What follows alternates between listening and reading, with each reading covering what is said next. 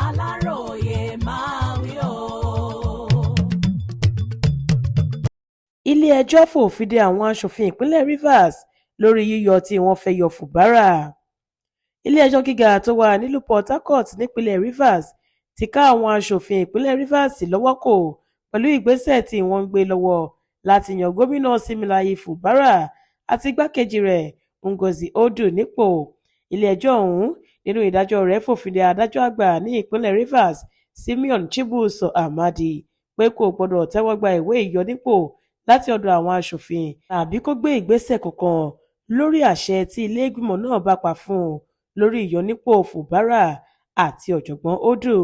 Gẹ́gẹ́ bí ohun tá a fìdí rẹ̀ múlẹ̀, gómìnà Fubara àti igbákejì rẹ̀ ni wọ́n lọ pẹjọ́ ọ̀tọ̀ọ̀tọ̀ sílé-ẹjọ́ gíga tó fi kalẹ̀ sí ìlú Port Harcourt yìí nínú ẹjọ́ kan tí nọ́mbà rẹ̀ jẹ́ OYHC 7IC/2026 àti OYHC/6/CS/2026.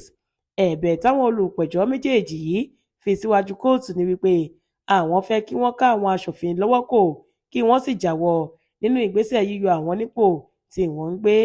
Nígbà tó ń gbé ìdájọ́ rẹ̀ kalẹ̀, adájọ́ kóòtù ọ̀hún onídàájọ́ F.A. Fiberesima gba ẹ̀bẹ̀ àwọn olùpẹ̀jọ́ wọlé. Onídàájọ́ yìí wá pàṣẹ fún olórí àwọn aṣòfin nípínlẹ̀ Rivers Martins Amaewhule, akọ̀wé ilé, adájọ́ àgbà fún ìpínlẹ̀ ọ̀hún àtàwọn olùjẹ́jọ́ bíi 30 yòókù láti jáwọ́ nínú èròǹgbà yíyẹ àga mọ́ àwọn olùpẹ̀jọ́ nídìí náà.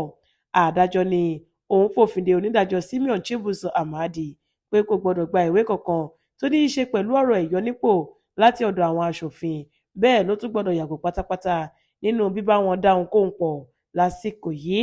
Ní àfikún ìdájọ́ tó gbé kalẹ̀ náà, onídàájọ́ Fiberesima ní adájọ́ àgbà kò gbọdọ̀ gbé ìgbìmọ̀ kankan kalẹ̀ tàbí kí wọ́n ṣe ìwádìí gómìnà Fubara àti igbákejì rẹ̀ láàrin ọjọ́ 7 sí àsìkò yìí.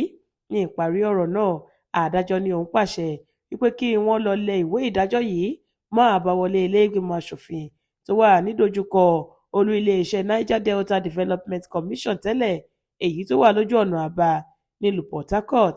Ní ti adájọ́ àgbà, àṣẹ tó wá láti kóòtù ní wípé ẹnikẹ́ni nínú àwọn òṣìṣẹ́ tó wà ní iléeṣẹ́ ètò ìdájọ́ ní ìpínlẹ̀ Rivers ni wọ́n lè fún láti jíṣẹ́ fún ọ̀gá wọn.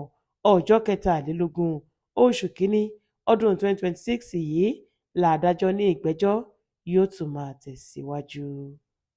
Olúṣèyẹ Ìyàdé ló ṣe àkójọpọ̀ ìròyìn yìí fún ìkànnì Aláròyé Online TV.